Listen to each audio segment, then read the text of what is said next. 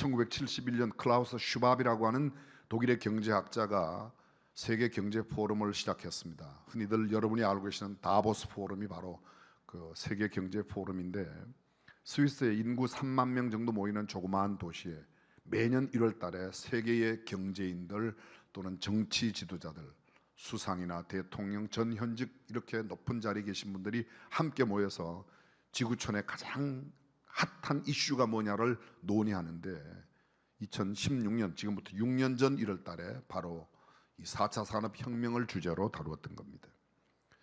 우리가 잘 알고 있는 1차 산업, 그냥 농산물, 임산물, 수산물 잡아먹고 뜯어먹고 캐먹고 산에 가서 나물 뜯어먹고 이런 시대, 1차 산업 시대인데, 그게 1차 산업혁명이 가해집니다. 그게 뭔가 하면 전기기관 그리고 철도가 놓여지면서 물동량이 많아져서 단순한 한 동네에서의 물물 교환을 넘어서 멀리까지 대륙 간에도 많은 물건을 서로 통용하는 그런 단계가 되었죠. 1차 산업혁명이라고 합니다.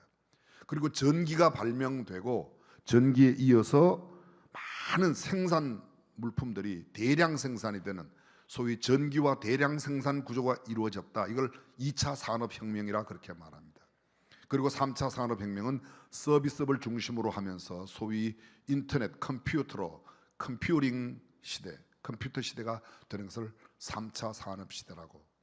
그리고 4차 산업시대는 4차 산업혁명은 조금 더 달라졌습니다. 이런 컴퓨터로 세계를 연결하는 것을 넘어서서 이제는 컴퓨터, 소위 스마트폰과 실물을 실제로 연결하는 인터넷 오브 띵스, 물건들을 서로 사물 인터넷이라고 그러죠.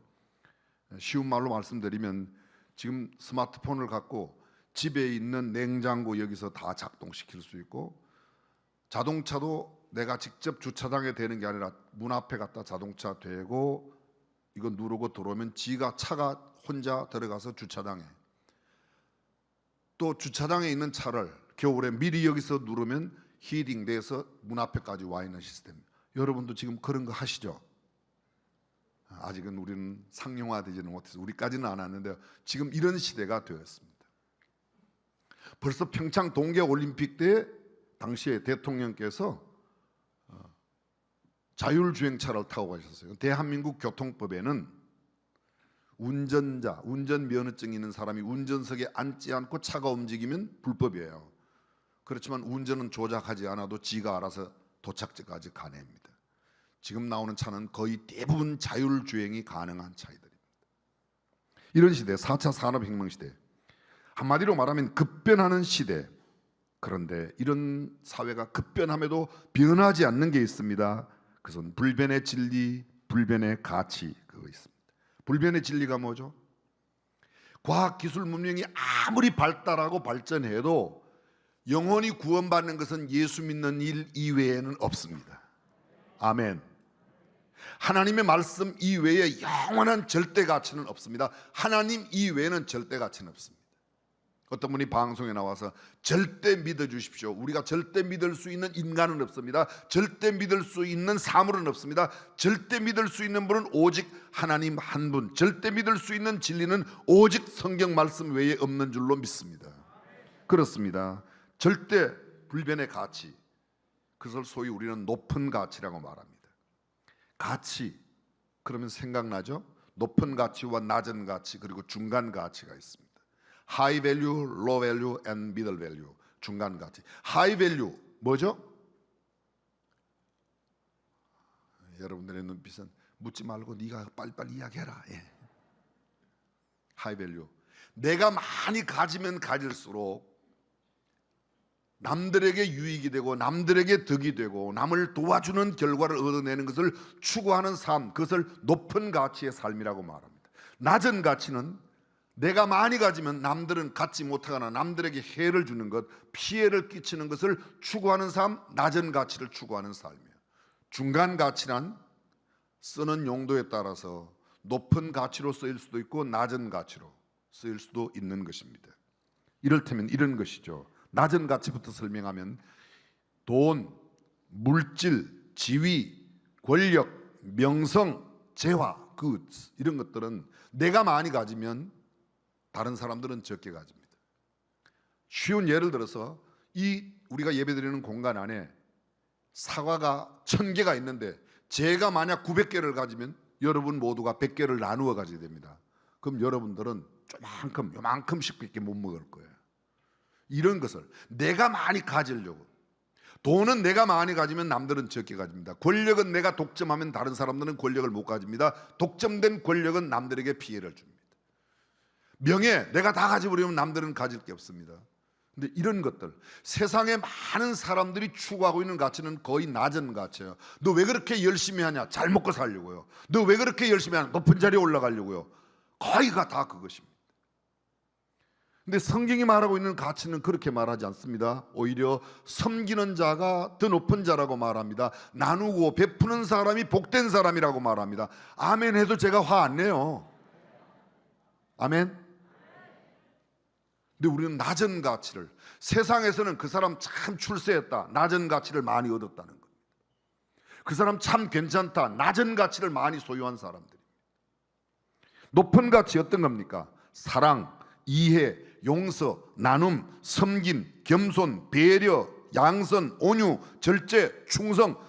내가 아무리 인내하는 마음을 많이 가져도 다른 사람들에게 손해줄 게 하나도 없습니다. 인내하는 마음, 내가 용서하는 마음을 가지면 가질수록 다른 사람들이 덕을 보고, 사랑하는 마음을 많이 가지면 가질수록 내 주변에 있는 사람들에게 덕이 되지 남들에게 피해 주는 게 아닙니다. 내가 아무리 가져도 남들이 못 가져가는 게, 나는 얼마든지 가질 수 있는 만큼 가지고 남들도 가질 수 있는 만큼 가져도 절대로 바닥이 없습니다. 끝이 없습니다. 충성된 마음은 나도 많이 가지고 여러분도 누구든지 많이 가질 수 있는 겁니다. 많이 가지고 가지면 가질수록 남들에게, 모든 사람들이 다 충성심이 좋다면, 모든 사람들이 다 인내하고 용서하는 마음이 크다면 세상이 얼마나 아름답겠습니까? 이게 높은 가치입니다. 중간 가치는 어떤 걸까요? 지식, 정보를 이용해서 나만 잘 살겠다, 그럼 낮은 가치로 가는 겁니다. 정보를 이용해서 모든 사람들이 잘 살게 만들겠다, 유익하게 만들겠다, 높은 가치로 쓰는 겁니다. 건강, 힘, 어르신을 돕는 일에, 어려운 이웃을 돕는 일에 내 힘을 쓰면 그건 높은 가치입니다. 그러나 내 힘을 갖고 힘없는 사람 두들겨 패면서 빼들어가면, 내 권력과 내 힘을 갖고 남의 것을 착취하면 그것은 낮은 가치로 가는 겁니다. 신실한 그리스도인이었고 미국의 16대 대통령을 지냈던 에이브라함 링컨, 노예 해방의 기수였습니다.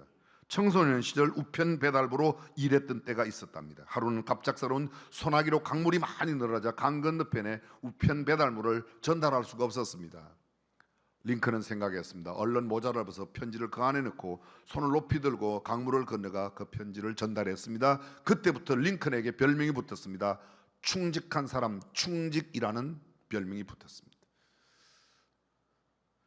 우여곡절을 겪고 천신만고 수많은 반대를 부딪히며 낙선을 경험했습니다. 그는 드디어 미국의 대통령이 됩니다. 16대 대통령이 된 그에게 묻습니다. 당신이 대통령이 된 비결이 뭐냐? 그는 이렇게 대답했습니다. 내 일생 동안 살아오면 내게 주어진 일에 나는 충성을 다하려고 노력했다. 충직하게 살려고 노력했다. 충성은 위인을 위인되게 하는 가장 기본적인 요소라는 겁니다. 성경에 충성을 강조하는 말씀이 수없이 많이 기록되어 있습니다. 이를테면 시편 101편 6절에 내 눈이 이 땅에 충성된 자를 살펴, 하나님의 눈은 충성된 자를 살펴 나와 함께 거하게 하리니. 어떤 사람을 살핀다고요? 충성된 사람을 주님이 찾으셔서 주님과 함께 거하겠다고 하십니다. 마태복음 24장 45절에 충성되고 지혜 있는 종이 되어 주인에게 그 집 사람들을 맡아 때를 따라 양식을 나누어 줄 자가 누구뇨? 정말 충성스럽게 직임을 감당하며 양식을 나눠 줄 수 있는 일꾼이 누구냐? 하나님은 충성된 일꾼을 찾고 계신다고 말씀하고 있습니다. 오늘 본문 누가복음 16장 10절, 지극히 작은 것에 충성된 자는 큰 것에도 충성되고 지극히 작은 것에 불의한 자는 큰 것에도 불의하니라. 너희가 만일 불의한 재물에 충성치 아니하면 누가 참된 것으로 너희에게 맡기겠느냐? 너희가 만일 남의 것에 충성치 아니하면 누가 너희의 것을 너희에게 주겠느냐? 여기 거듭 강조된 충성, 작은 것에 충성하면. 누가복음 19장 17절입니다. 주인이 이르되 잘하였도다 착한 종이여, 내가 지극히 작은 것에 충성하였으니 열골 권세를 차지하리라. 이 짧은 시간에 나열할 수 없는 수많은 성경 구절들이 이 충성을 강조하고 있습니다. 디도서 2장 9절입니다. 종들로는 자기 상전들에게 범사에 순종하여 기쁘게 하고 거스려 말하지 말며 떼어먹지 말고 오직 선한 충성을 다하게 하라. 이는 범사에 우리 구주 하나님의 교훈을 빛나게 하려 함이라. 충성하는 삶이 하나님의 교훈을 빛나게 한다. 사랑하는 성도 여러분, 저와 여러분들이 충성된 하나님의 사람으로 살아가시기를 주님의 이름으로 축원합니다. 그렇습니다. 충성이 무엇입니까? 충성이 뭐죠? 알기는 아는데 설명이 참 쉽지 않습니다. 충성의 한자를 보면 충성 충자에 정성성자를 씁니다. 충자는 가운데 중자 밑에 마음 심자를 쓰고, 성자는 말씀은 변에 이룰 성자입니다. 마음을 가운데 두고, 중심에 가운데 두고, 센터에 두고, 그리고 말씀을 이루는, 말씀 한 대로 그 말씀을 실천하며 이루는 삶, 그게 충성이라는 겁니다. 무슨 말씀? 내가 한 말, 그것도 있지만 하나님의 말씀을 이루는 것입니다. 우리는 이 충성에 대한 이야기를 할 때마다 자주 듣는 이야기가 있습니다. 여러분 아마 다 알고 계시는 이야기지만 다시 한번 들어보십시오. 어느 부자 양반집에 머슴이 둘이 있었습니다. 머슴 둘 모두가 같을 수는 없었습니다. 한 머슴은 무슨 일을 시키면 변명하지 않습니다. 늘 충직하게 충성스럽게 일을 감당합니다. 그런데 다른 한 머슴은 무슨 일만 시키면 입이 대빠르 나와요. 그리고 불평과 원망이 그렇게 많습니다. 이 머슴과 주인 사이에는 약속이 있습니다. 몇 년도까지, 아니면 언제까지 우리 집에 당신이 섬겨라. 그럼 이런 세경을 주겠다. 이런 얼마만큼의 보수를 주겠다. 드디어 내일이면 주인과의 약속한 날이 끝나는 이 두 머슴, 마지막 내일이면 끝납니다. 그 전날 주인이 두 머슴을 불렀습니다. 그리고 볏짚을 한 단씩 주면서 오늘 밤 마지막 밤인데 내가 너에게 부탁하는 일이 있다. 이 일만 하고 가거라. 이 볏짚을 가지고 와서, 다 아시죠? 뭐 하라고요? 새끼를 꼬는데 가늘고 질게 다 꼬아라. 충성스러웠던 그 머슴은 가서 열심히 밤이 맞도록 밤새도록 길게 견고하게 새끼줄을 꼬았습니다. 근데 늘 불만이 많던 이 내일이면 끝나는데 마지막 날 밤까지 이렇게 일을 시키냐고 그냥 대충 꼬다가 자버렸습니다. 그 다음에 아침입니다. 주인이 두 머슴을 불렀습니다. 어젯밤 내가 맡긴 일, 그것을 가져와라. 그러자 한 머슴은 아주 가늘게 견고하게 질기게 꼬은 새끼줄을 가져왔는데, 다른 한 머슴은 조금 꼬다가 말고 그냥 두고 볏짚을 가져온 겁니다. 주인은 두 머슴을 데리고 창고로 갔습니다. 엽전 창고의 문을 열고 어젯밤 너희가 꼬은 새끼줄에다가 여기에 마음껏 돈을 다 꿰가지고 가져가라. 그 다음 이야기는 안 해도 알죠? 굉장히 자기는 약은 사람이라고 생각해서 마지막 밤인데 내일이면 끝나는데 뭔 지금 일을 하냐, 끝까지 충성치 못했습니다. 그러나 끝까지 충성한 그 모습은 아름다운 열매를 얻게 되었다는 이야기입니다. 그렇습니다. 하나님은 충성된 사람을 크게 복 주시는 줄로 믿습니다. 하나님의 축복이 충성된 자에게 있습니다. 민수기 12장 3절, 이 사람 모세는 온유함이 지면의 모든 사람보다 성하였다. 하나님은 모세를 들어서셔서 이스라엘, 그 많은 이스라엘 백성들을 애굽에서 가나안 땅으로 무려 40년 동안 인도하는 탁월한 지도자로 세워주셨습니다. 모세가 언제 사람이죠? 뭘 그렇게 고민하세요? 잘 모르면 옛날 사람이라고 그러면 되는데, 지금부터 3,500년 전 사람이에요. BC 1440년, 1450년대 사람이 모세입니다. 그러면 지금부터 따지면 무려 3,500년 전 사람인데, 지금도 지도력을 이야기하면 사람들은 누구를? 모세의 지도력, 위기를 극복한 모세의 지도력, 탁월한 영도력을 나타내는 모세의 이야기를 계속하고 있습니다. 민수기 12장 7절과 8절, 내 종 모세와는 그렇지 아니하니 그는 나의 온 집에 충성됨이라. 그와는 내가 대면하여 명백히 말하고 은밀한 말로 아니하며 그는 또 여호와의 형상을 보겠거늘 너희가 어찌하여 모세의 비방하기를 두려워 아니하느냐. 모세가 구스 여인을 취하여 아내로 삼았습니다. 모세의 누이였던 미리암과 형 아론이 모세를 비방했습니다. 그때 하나님께서 나타나셔서 왜 내 종을, 너네들은 왜 내 종 모세를 네 동생이라고 깔보냐? 아론은 모세보다 3살 위입니다. 미리암은 아마 한 15살 정도 위라고 추측합니다. 네 동생이라고 업신여겨? 내가 너네들하고 다르게 모세는데, 모세는 나에게 얼마나 충성스러운 사람인지 몰라. 하나님도 보증하시는 충성된 사람 모세입니다. 그 모세와 하나님께서 귀한 하나님의 역사를 이루셨던 겁니다. 충성된 사람, 하나님의 축복을 누리게 됩니다. 느헤미야 9장 7절이야. 주는 하나님 여호와시라. 옛적에 아브라함을 택하시고 갈대아 우르에서 인도하여 내시고 아브라함이라는 이름을 주시고 그 마음이 주 앞에서 충성됨을 보시고 더불어 언약을 세우셨다. 하나님께서 아브라함의 무엇을 보시고요? 충성됨을 보시고 그와 언약을 세우셨다. 하나님은 오늘도 충성된 사람을 찾고 계십니다. 세상에 많은 사람들이 왜 나에게는 이렇게 시시한 일을 줍니까? 저 사람한테는 큰 일을 맡기고 나에게는 왜 이렇게 작은 일을 주십니까? 나에게도 좀 큰 일을 주세요. 큰 직분을 주세요. 큰 자리를 주세요. 지금 내게 맡겨주신 자리에 충성하면 하나님은 더 귀한 자리를 주실 줄로 믿습니다. 그냥 아무것도 안 한 사람 불러다가 그냥 장관시키는 그런 대통령이 있겠습니까? 맡겨놓은 일을 충성스럽게 잘하는 사람, 그 다음에 더 큰 일, 더 큰 일, 더 큰 일. 그래서 하나님께서 더 귀한 일을 하시는 자리로 인도하시는 줄로 믿습니다. 충성된 사람, 하나님께서 그렇게 복을 주신다고 이야기합니다. 저와 여러분들 충성된 하나님의 사람으로 하나님께 쓰임받고 하나님께서 언약을 세우는 복된 사람 되시기를 주님의 이름으로 축원합니다. 잠언 28장 20절입니다. 충성된 자는 복이 많아도 속히 부하고자 하는 자는 형벌을 면치 못하리라. 우리 마음속에 좀 빨리 부자 됐으면 그거 하나님께서 말씀하시기를 어떻게 해요? 형벌을 면치 못하리라. 빨리 부하게 되고자 하는 마음은 하나님의 형벌을 자초하는 마음이라는 거예요. 좀 찔립니까? 충성된 사람 하나님께서 지켜주십니다. 다니엘서 6장에 보면 다니엘은 마음이 민첩하여 총리들과 방백들 위에 뛰어남으로 왕이 그를 세워 전국을 다스리게 하고자 한지라 이에 총리들과 방백들이 국사에 대하여 다니엘을 고소할 틈을 얻고자 하였으나 능히 아무 틈 아무 허물을 얻지 못하였으니 이는 그가 충성되어 아무 그릇함도 없고 아무 허물도 없음이었더라.